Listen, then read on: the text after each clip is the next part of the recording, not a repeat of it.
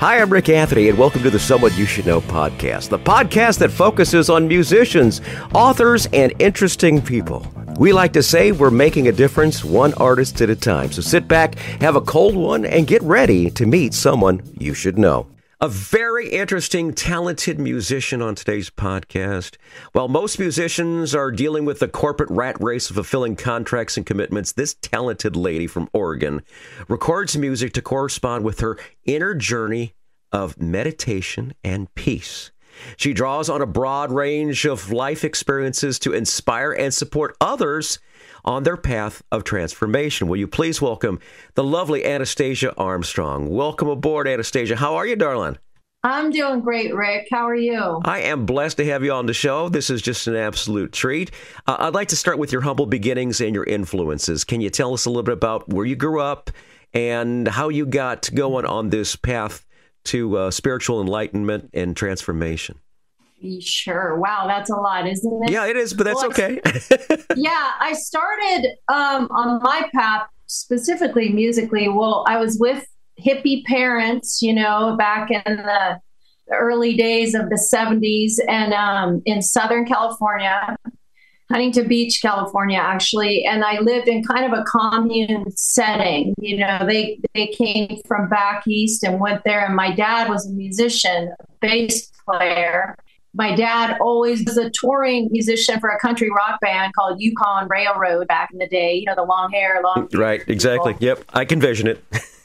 Yeah, but I just adored my dad, and then he they toured, and mostly in Colorado, Evergreen. They did the big festivals with the kaleidoscope eye kind of thing.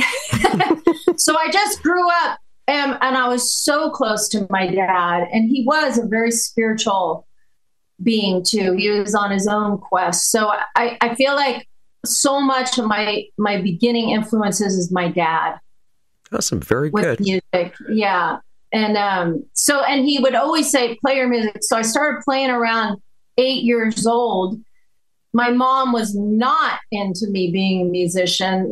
They separated eventually, but she was all corporate, not the artist part. So there's some historical trauma there, just the juxtaposition of my dad supporting me, wanting me to do my music, and my mom absolutely not. So I literally grew up playing in the closet because my mom didn't want me to play, but the vibration of the guitar and me just processing emotion through sound and through writing songs as a little girl, it was soothing. I grew up in a pretty traumatic environment. So that's where I got my solace, was from my guitar and my voice and singing. But I had to hide it because she was just anti-music. Yeah. Well, you've evolved, and my goodness gracious, you've got some great music we're going to share today. You wrote that you were on an 11-year spiritual journey with a teacher, long stints, meditation retreats in the mountains of Colorado, and you worked throughout the U.S. training transformation and mindfulness. Can you take us on that little journey? Yeah. So I was always a seeker, and I traveled the world seeking something. I grew up atheist. My mom was such an atheist. But then I found this teacher because I was always looking, be the change you wish to see in the world. That famous Gandhi statement. And I would always say, how? And I finally lined up through a lot of my own self-work, but finally saw a guy that was actually teaching the how. And it was through these practices. So I was hooked. I mean, it was the first time I could say I actually experienced an external spiritual practice, and he was building an organization when I met him. And I stepped in with him, and the organization was definitely focused on mindfulness, but towards corporate America or a part of America that doesn't really relate to that. More, I would say, just the basic America, because I already lived in a community that was very tuned into nature. So I went into this world with him and supported and helped co-create this organization, which got big. It was kind of like a Tony Robbins thing, right, I would say. Yes. But at first it wasn't. It wasn't like that when I first met him. But anyway, so he was a martial art, like a professional martial artist. He was very strict in his practices. So when I met him, I dove in immediately, and I actually went to him for my relationship with music, because I had, like I said, that dichotomy of, I can't play, this is an unworthy pursuit from my mom, but yet music kept pulling me, and I was a professional singer-songwriter, but I would get off stage just feeling empty. Even if it was a standing ovation, there was an emptiness in just writing these songs. So I didn't understand it. So I went to this guy. I need support with music. It's a real struggle inside. Is there more than just being this kind of ego thing on the stage? I felt that like one of those wind-up monkeys. But yet on the stage, I felt this beautiful just light that would come through me. I was free when I was singing and playing, but off the stage, it would just be this whole fight inside myself. Jeez. So when I found him, I said, I want my relationship with music to be better. And he was like, no, we're not going to even focus on your music. So I went into total work with my personality through the mind practices, emotional, and I literally stepped away from music for the whole time I was with him. And I kept saying, music would really support this program, but he didn't want anything to do with it. He did not want to be like a Tony Robbins, who does have music. So I let it go, and I felt relief, and I really just focused on this other aspect of me that wanted to serve humanity in some way and be a contributor. So it was a great practice for me. I got into the energy work and, meditation, 3 hours a day of practice I had, but no music. And then it started feeling a little culty towards the end, and so I anyway, we'll just say in a nice way, his vision for me and my vision for me were not the same at the end. But I gained a lot of skills, and I still love the practices. But when I came back home, and I saw all my instruments around me, and I said, am I a musician or not? Because he was like, this is just a hobby. He was like my mom. Jeez, I was going to say, sounds like your mom kind of got to him, I went and found someone just like my mom around my music. You're too old. He said that to me, give it up. And I was sitting, I'll never forget, it was about 8 months after I left him. I was sitting around all my instruments and said, am I a musician? And this voice just said, just choose it as a practice. There you go. Yeah. So then, right then, of course, that day, a girlfriend of mine, she had a harmonium, and she said, come to Kirtan. Now, for those who don't know what Kirtan is, it's an ancient practice, and mostly in Eastern, like India, and they sing these very ancient chants about Hindu deities, but the whole concept is that they're vibrational frequencies in consciousness. So it was. I didn't want to go because I didn't want to be a part of a cult. Yeah. But she kept pushing me, and I went. And I sat in the shadows in the back, but I saw a lot of musicians that I knew from the day when I was really out there. And they were like, come up, play on stage. I was like, no, I'm just checking it out.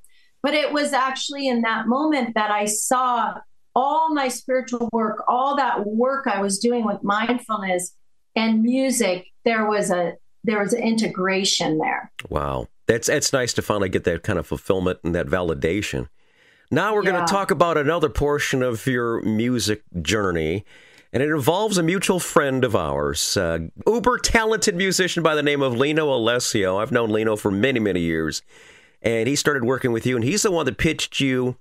He is just a huge proponent of your music and such. Let's talk about how'd you get involved with Lino, and let's talk about that particular facet of your journey. Yeah, Lino. I found Lino is a big influence with my music. I would say a big supporter of me and that artist that's very sensitive. He's just awesome for that. But I found him because I won this music video contest. Oh, really? Seriously? Yeah, it was this contest. Send in a song and you'll get a free music video created. And literally the deadline was at midnight on such and such date. And I literally sent it at like 11:58. Jeez. That day. And I won. And Jeez. I won it. It was Tim Cash. He's amazing. Amazing. And so I had this video. Well, he lived right next door to Lino. So then he was telling me all about Lino. And when I met Lino, it was just, one of those people you just connect with. He was so nurturing. I was very insecure about my music, and he was so nurturing, and his whole process, him and I we just groove. We're fast thinkers. We're fast editors. We don't have to talk much. So he started recording a lot of my music, and he's the guy I go to. He's a magician. He is a brilliant, not only virtuoso musician in himself, but as an engineer, he's amazing. He's very good to work with because I'm very picky and particular.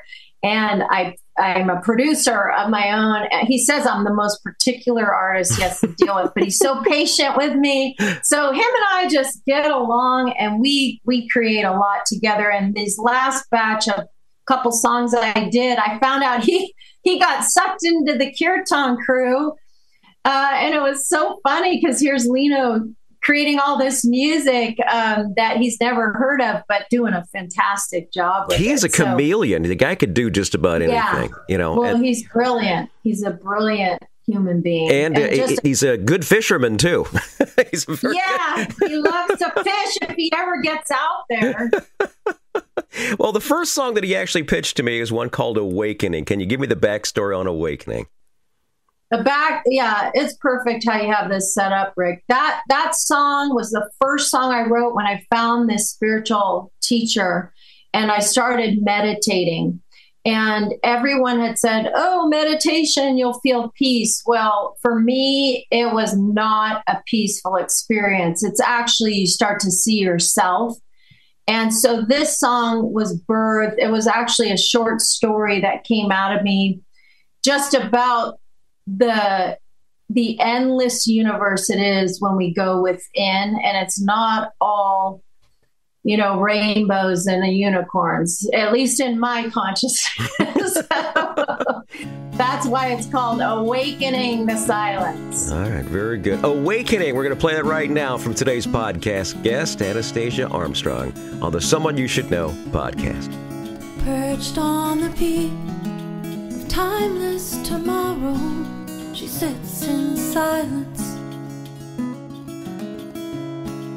Her dancing arms reach up to the stars as she sits in silence.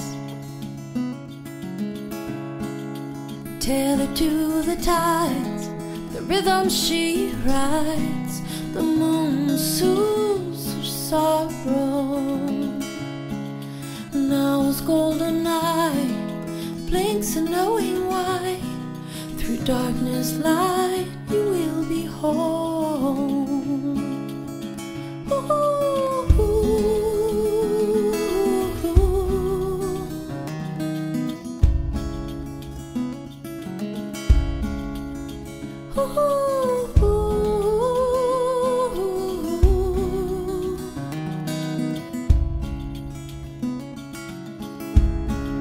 Beneath her bare feet, the world beneath speaks as she seeks the silence.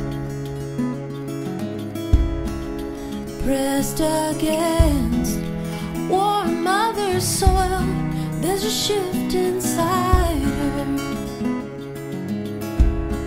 She plunges head first into supple, soft earth worms her way through the folds of ancient voices and forgotten choices. She spirals down the rabbit hole. Dive through darkness with eyes open.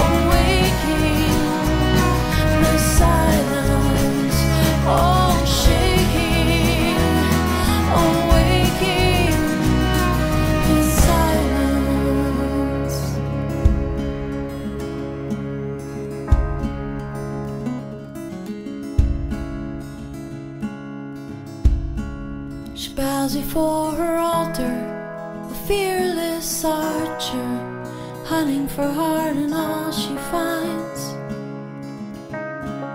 Spins her gold, from her heart she sows, the infinite spool unwinds.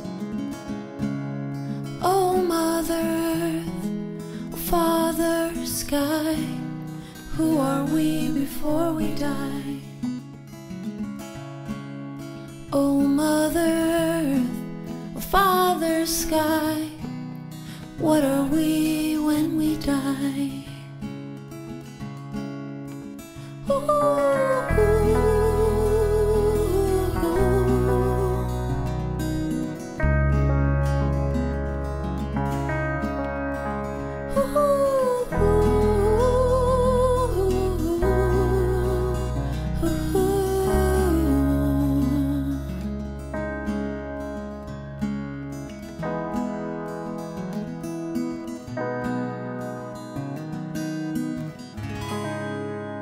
Awakening from today's podcast guest, Anastasia Armstrong. More great music from Anastasia coming up in just a couple minutes. But before we do, I want to tell you, thank you so very much for tuning into the Someone You Should Know podcast. We can find us on the web, someoneyoushouldknowpodcast.com. There you're going to find our recent episodes, our archive of past episodes, and a whole lot more. And if you happen to be visiting, do us a favor and leave us a note. Let us know how we are doing. According to Buzzsprout, the service that shares us to all the different streaming platforms, wow, we are so very blessed. We have reached over 2,000 cities worldwide in 85 countries. Some recent ones include Turnbull, Connecticut, Livonia, Michigan, Kissimmee, Florida, and Bangkok, Thailand. Thanks so much for tuning in to the Someone You Should Know podcast. It's heard wherever quality streaming audio is available. Thanks for tuning in. Anastasia, we're talking with Anastasia Armstrong here today on our journey. And you are also involved you're the president of the International Art Association of Wildlife Artisans, co-creating successful businesses focused on the healing arts. And you're also a holistic wellness coach. Can you speak to those little facets of your life? Yeah. Well, the Wildlife Artisans is my husband. Basically, he's a world-renowned sculptor, J. Chester Armstrong. It's amazing work. Check it out. But I manage his business. He's a quintessential, brilliant artist, and we're both artists, but I have more managerial skills than him. There you go. I've taken that on, and he's amazing. So we travel a lot through the country. He's winding down at this point as far as the travel goes, but he's got work everywhere in cathedrals, with United States presidents, with, famous musicians. Michael Jackson has had a giraffe of his, but he's been doing that work. So that's part of it. Then I was a massage therapist. I started a spa with a good friend of mine. I've always been attracted to the healing arts. So that's with massage, which I no longer do that. I went into energy work.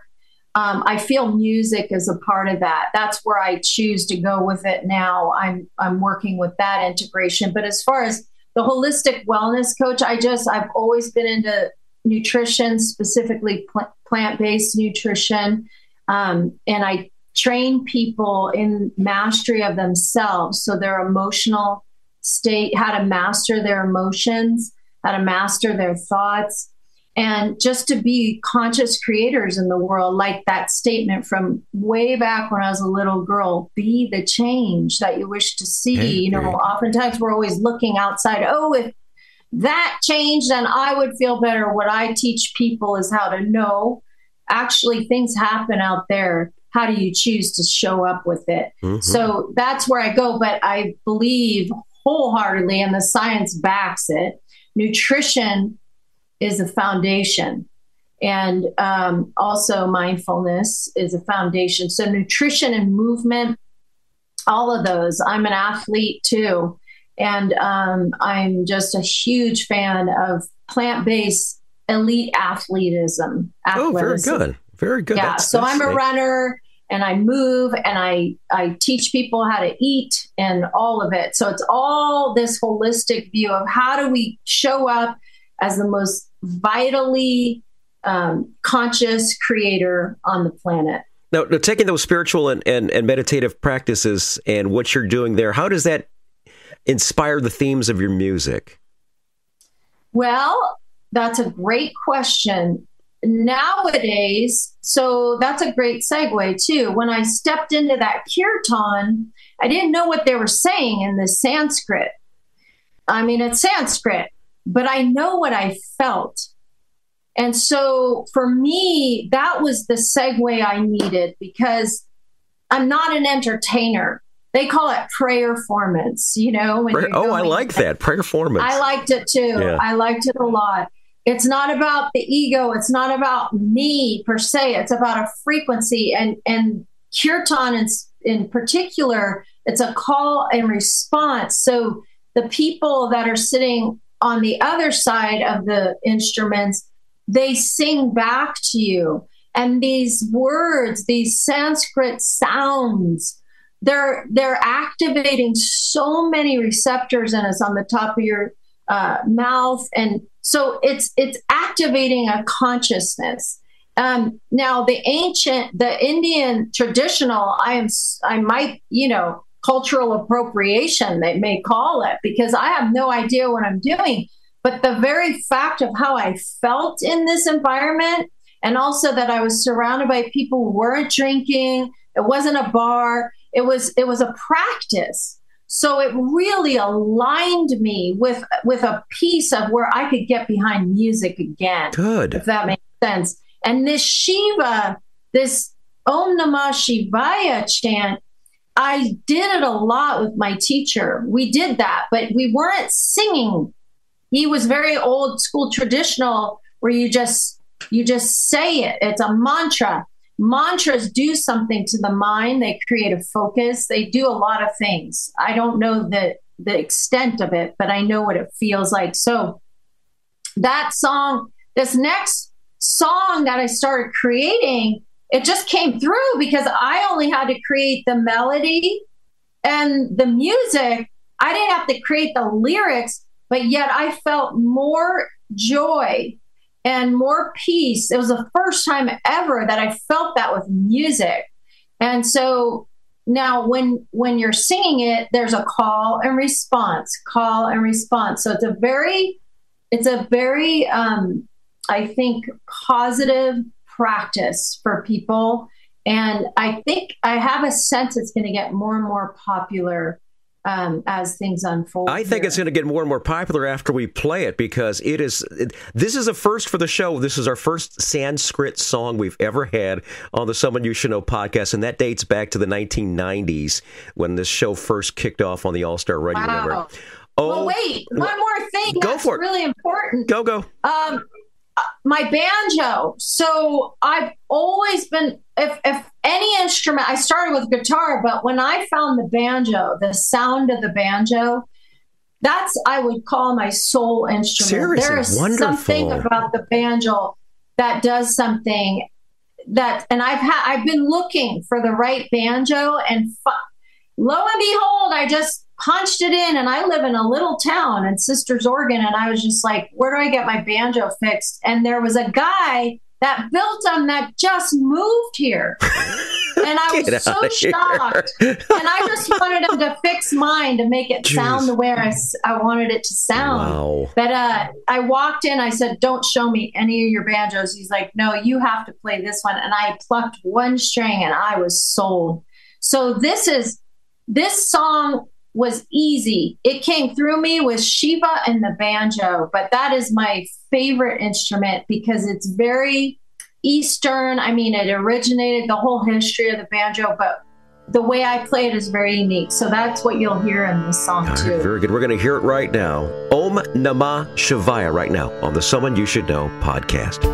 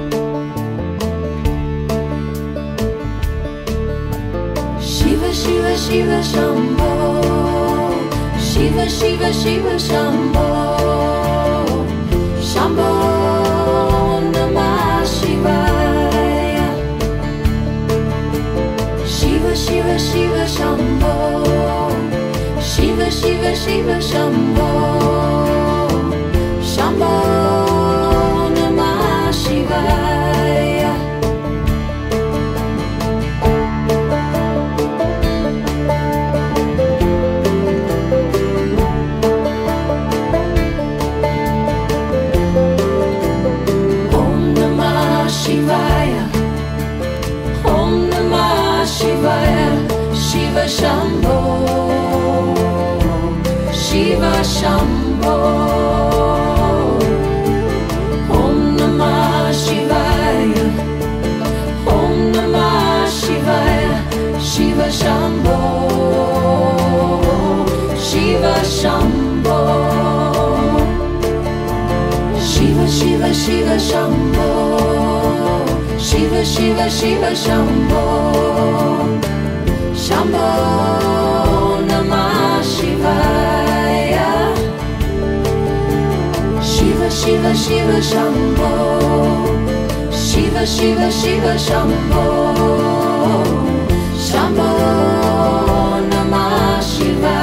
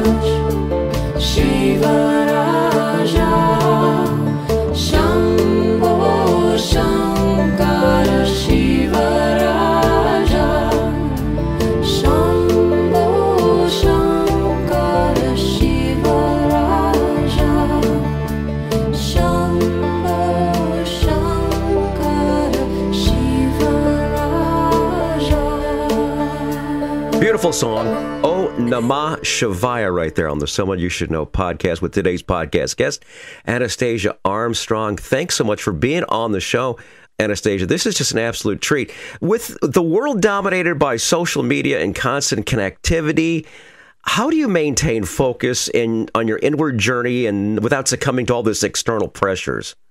That is another great question, Rick, because for me, I am a hermit. I really am. My spiritual teacher always told me, I'm pulling you out of the mountains. You can't do anything there. But I live in the most, I think, one of the most beautiful God countries there are.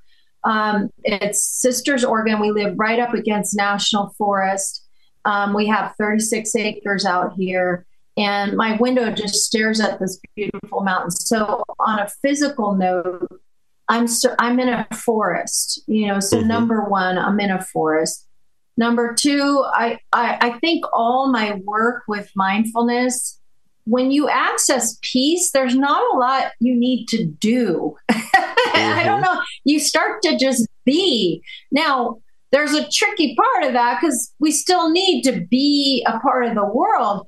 But recently, when my dad passed away, my dad recently passed away, and I had this very strange feeling to just cut off social media completely. I never was a big part of it, but I just cut it out because I could just feel that it's useful in some ways, like what you're doing. And I listen to a lot of podcasts that I like, Rich Roll, and there's so many great beings putting out positive energy out into the field, the collective field that's supportive. But like with my food, like with my what I feed my thoughts, I feel like I feed my brain. I'm always thinking, what are you feeding yourself? So for me, I'm very discerning what I let in to my field. I appreciate technology, absolutely 100%. I have no issues with it. And I actually have really dialed in. How am I going to use AI to be a supportive influence? So I'm just discerning. I don't think things are all bad and all good.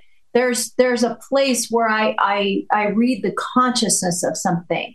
And if it feels uplifting and expansive, I'll engage. If it doesn't, I won't. And so I know about that through a lot of training, self-training, because things can be addictive, and if you don't understand yourself, you're going to grab because why? At the base of it, we're trying to alleviate suffering. We're trying to alleviate discomfort. So we reach for certain foods, or we reach for, media, or we reach for these certain things.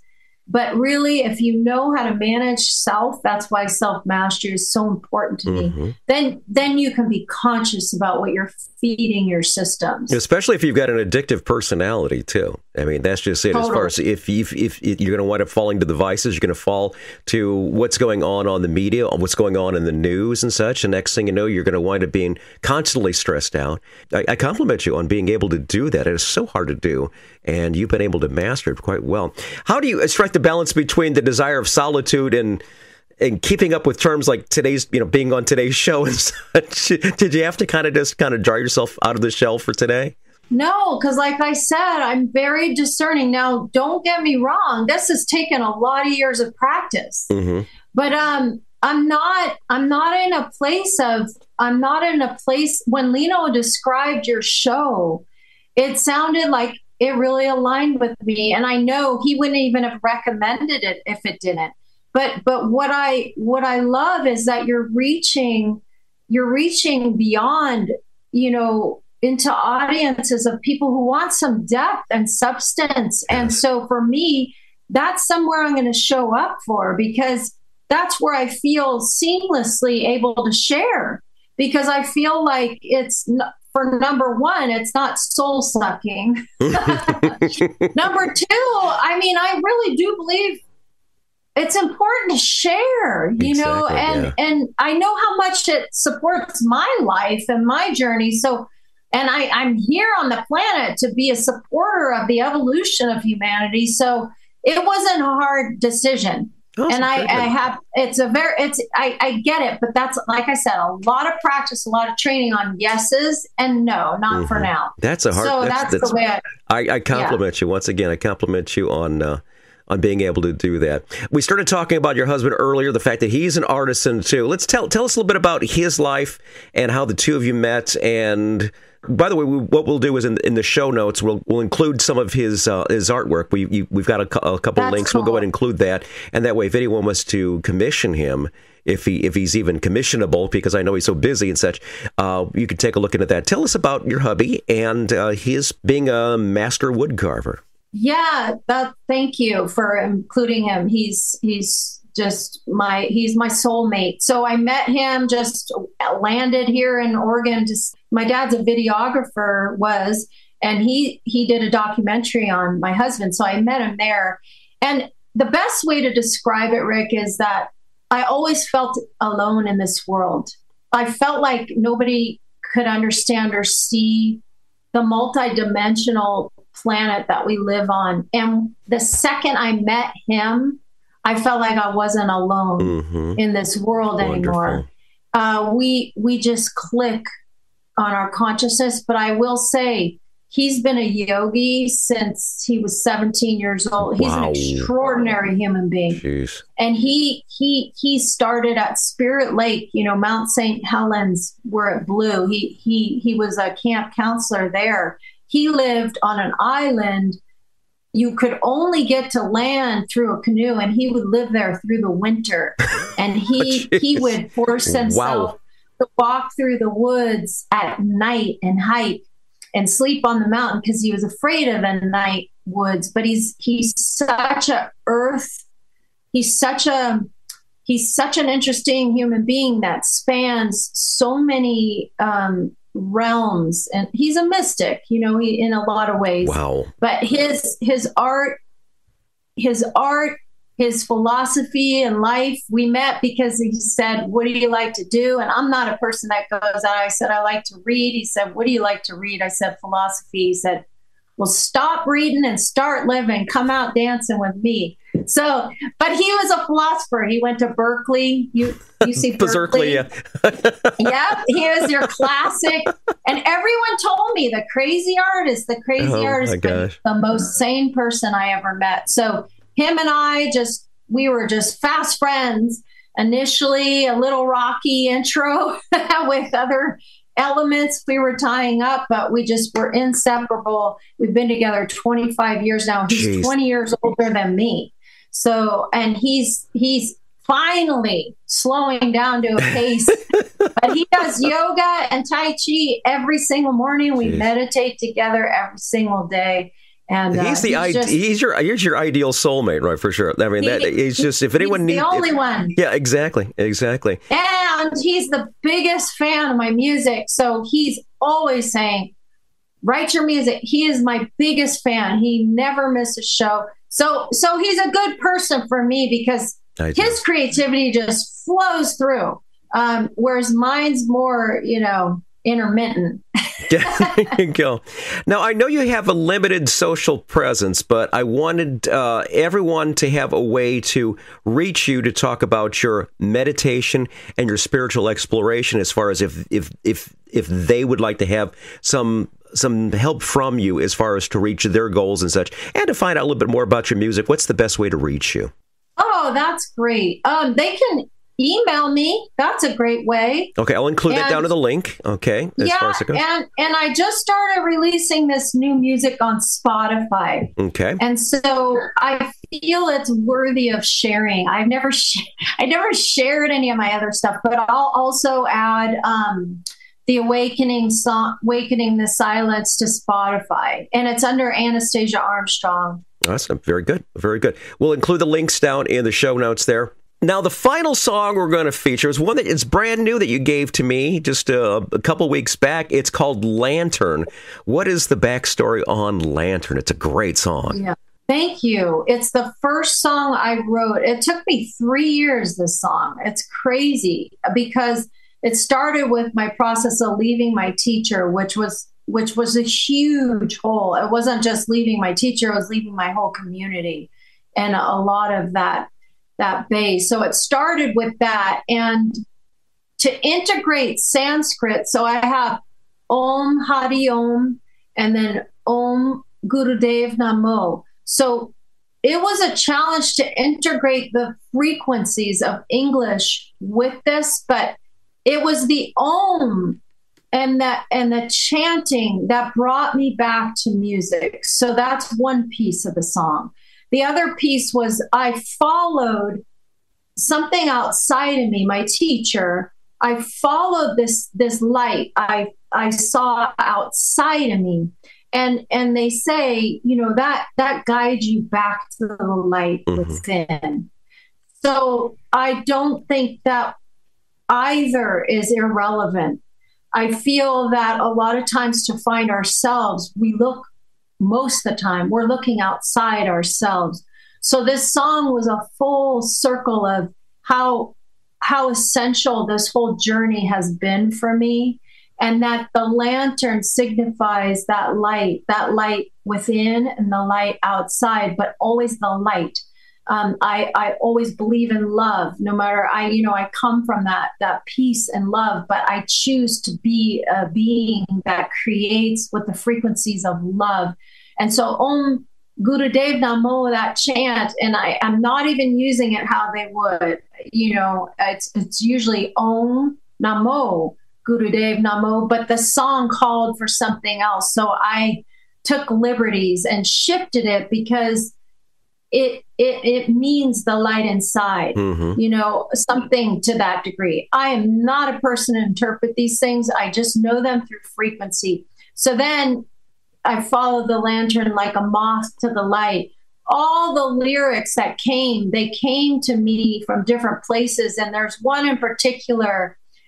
It's about how we're honed through our life challenges, like your experiences with the loss of loved ones, and all the challenges in life are what hone, I believe, our soul to be these beautiful beings, even though it's a struggle. But I was sitting on this gorgeous river up in Index, Washington, and searching for that other line. And I sat there at the river and I just saw these massive, beautiful boulders, but the river was just relentless. And I really saw that as life, just really relentless, but yet it hones us. And if we allow that, then we can really become our full potential as much as possible. So this song, it's about a lot of things, but just to break it down, the Om guided me back home. It was through sound and music that is my being. And one of the instruments I create with is sound, and also support others. And then just remembering that light that we think is outside, it's actually the light inside. Very good. It is called Lantern. That's going to be our final song. We've been speaking today with Anastasia Armstrong. Delightful lady to have on the show. Her music is fabulous. If you want to find out more information, especially the spiritual journey and all the inner awakenings, reach out to her. The email will be in the show notes, and by all means, check out what her husband's doing.